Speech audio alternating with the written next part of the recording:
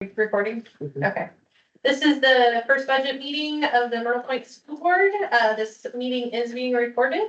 I call this meeting to order. Let's stand for. Pledge allegiance to the flag of the United States of America and to the republic for which it stands, one nation, under God, indivisible, with liberty and justice for all. So we have to do roll call. So Carl. Are you Here. Scott? Scott Robinson, Budget Committee here. All right, Shauna here. Julie here. Greg. Here. Bridget. Here. Terry. Here. Justin. Steve. I'm here. I'm here, Petey. Jared. I'm here. All right. So, any amendments to the agenda? Okay, first order of business is to nominate a budget chair.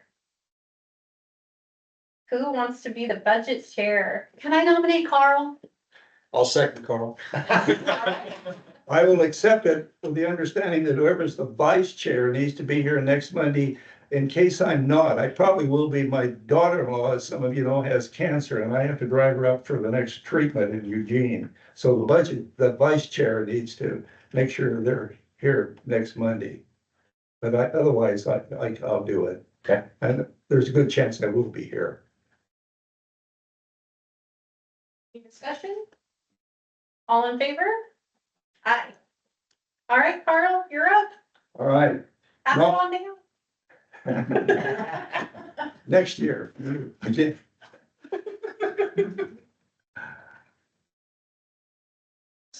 Get it, the hammer. Thank you. All right, nominations for the vice chair. I nominate Shauna because she was somebody that's still already. I might not be here next week either. No, She did, I'll vouch for her, she already has, yeah. Well, and I'll nominate- Sounds like it's Scott. I'll nominate Scott. Good. I second. All in favor? Aye. That's right. We're happy for you. sit beside him.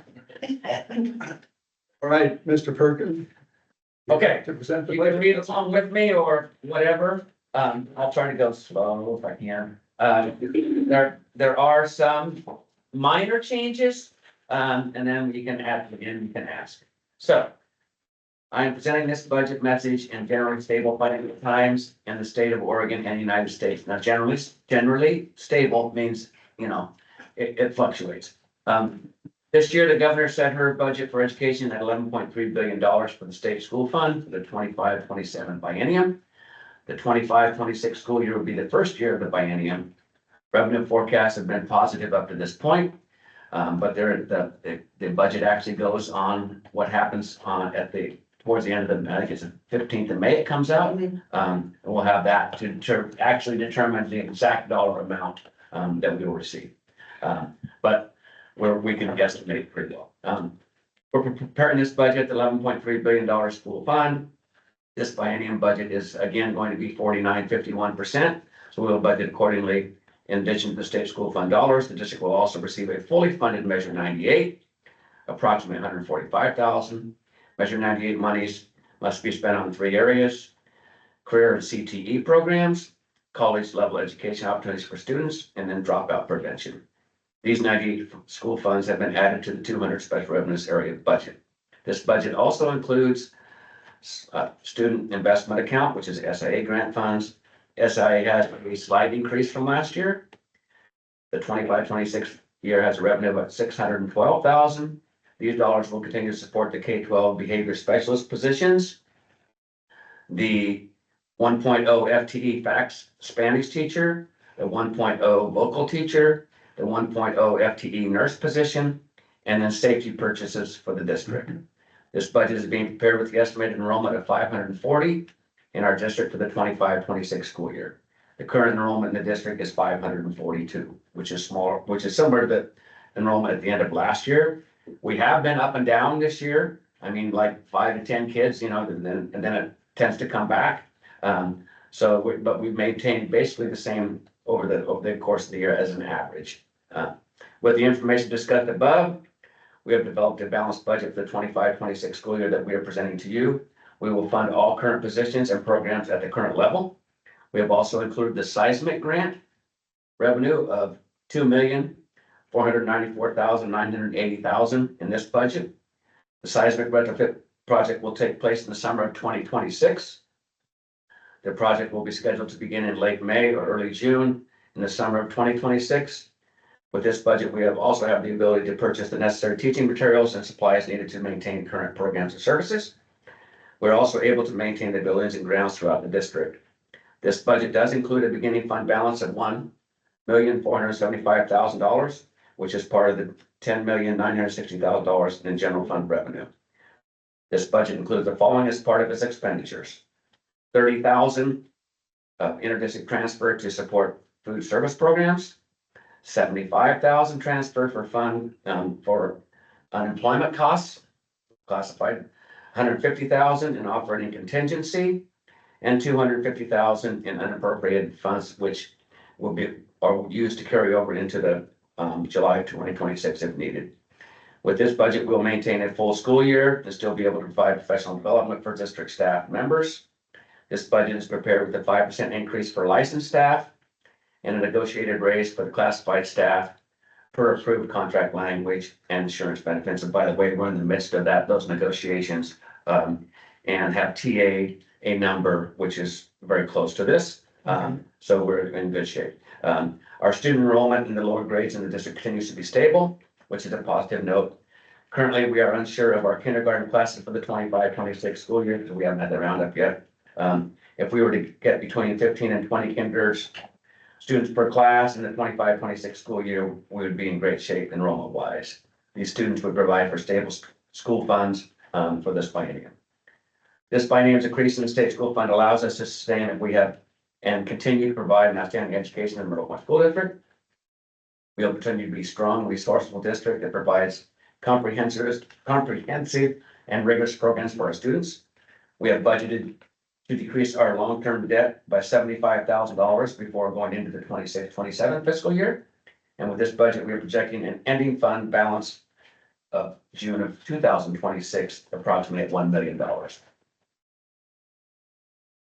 There is still some uncertainty about our federal dollars. We will have to be prepared to adjust the budget if federal dollars are reduced. Our special education is budgeted to be fully funded in our general fund. Unfortunately, we cannot predict what would happen with the direction taking place in the Department of Education. So the biggest worry with federal funds is food service and lunches. That would be the biggest one. And we do get a substantial chunk of money for title. But it really depends on how, and they have made today, it looked like Trio might be going away. That was the thing that came out this morning. So now, and that we don't have this current Trio program at the high school currently. But we have had it in the past. But it looked like that could go away. So it's just a matter of how they disperse the funds and when they disperse the funds. That is yet to be determined. Because if they have no budget at this point in the federal. So what looks like could happen is that the dollars could go straight to the state and then the state disperses. That's what it looks like could happen. So that's a potential possibility rather than get federal dollars to us. So that's all uncertain. And like I said, I don't think it's something that next year we have to worry about, but it would be harmful down the road if they reduce a lot of federal dollars. So, but you have to be determined. Question, Yes. is the seismic grant tied to federal dollars? No, It's not. seismic is all state, and they give out, I think they gave out 25 this year, and we have one for this building. I just found that out last week. So we'll be in the process of, as soon as I've signed the grant, we'll be in the process of doing RFPs for engineers and architects, and then for the actual job. I've done 2 of these for Port Orford, so like I said, drop dead date would be getting started next May. Because otherwise you'd be running into the following school year, so, but basically, I think this could be a two-part project. So it could be an exterior project first and then an interior project. So I will apply for a second seismic next fall, for the second portion of this. So that would be $5 million going into this building, which would be a substantial facelift. And lasting, even the 2.5 will get it so that it's, substantial. And then you're gonna get some aesthetic value too. You'll get new siding, new roof, et cetera. So it's gonna be very nice. The budget was very clear. I like the way that you defined how the money was going to be spent for each category. Since there isn't any public people, are there any questions coming from the budget committee?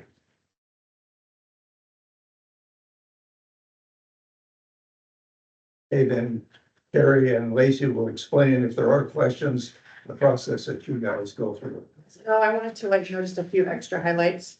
So something different that you'll see, the state wants me to budget just on fund, not, I used to do center and fund. So I took the center out, that's why it's a little less lengthy. So they are combined.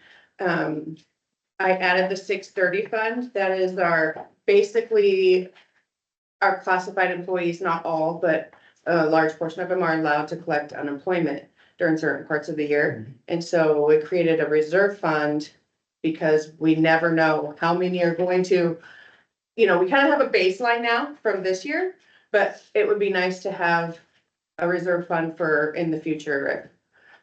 Those, we don't know if those laws are gonna change or increase or, so, or add additional staff that are allowed to do it. So I just thought it best.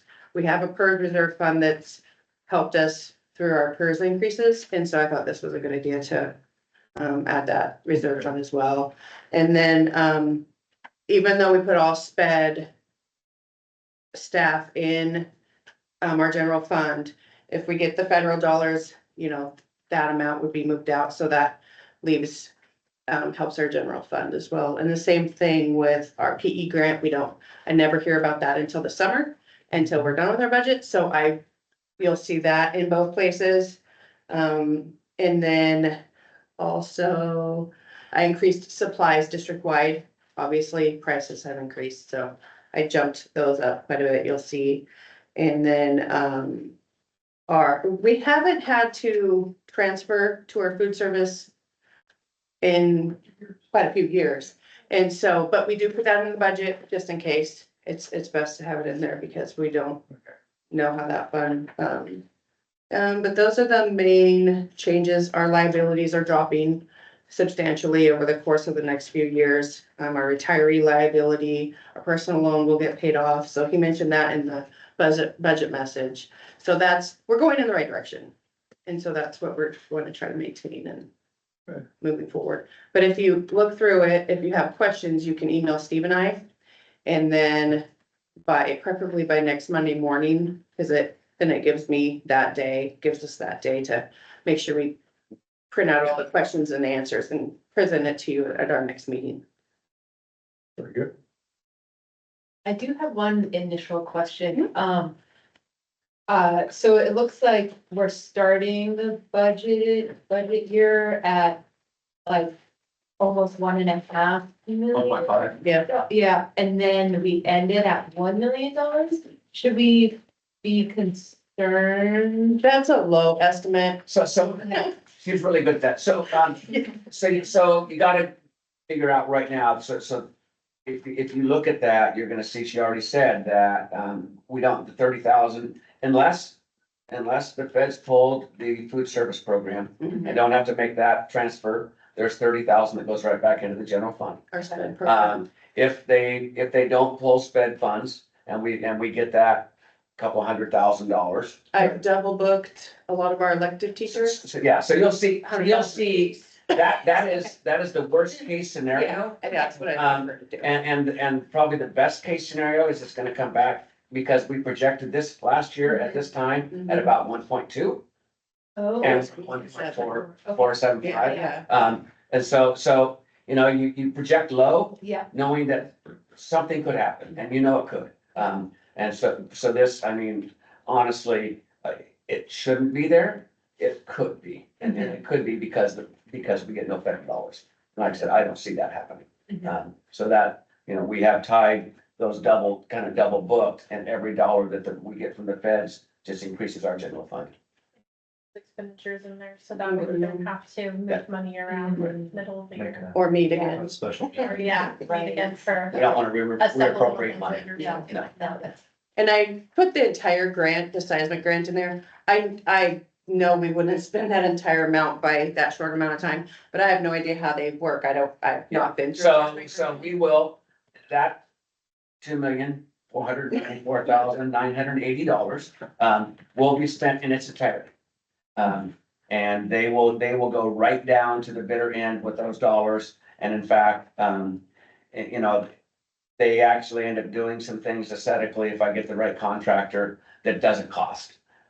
So they do some wonderful things with what they have, but it will be, I mean, so you have that money up front, right? But we don't, you know, you don't do the cost part of it, so it's gonna be a positive budget. Yeah. But really, it's not, those dollars are going to be spent down to nothing. So, but it might be the 26-27 year that actually the dollars, what the dollars actually come out, because we'll have a carryover next year, because they won't be spent by July 1, right? So there'll be another carryover of those funds, and then it will be spent in the 27 in the following school year. Does that make sense? I just wanted to ask, cause. Yeah. Doing the math in my head. No, yeah, that's Good question. good, that's a great question. Yeah. Yeah. Any others? Well, I guess until next Monday, if you have questions, be sure you let Steve and Lacy know, and Thank you. Thank you. Yes. For some reason you don't have her email, you can email it to me and I can give it to you. back to the ball game. Back to the ball. Back to the-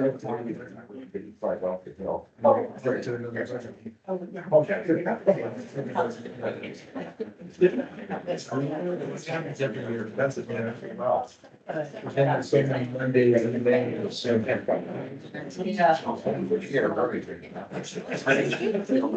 we got, 12. Well, it should be, the second one should be Thursday, it should be Monday.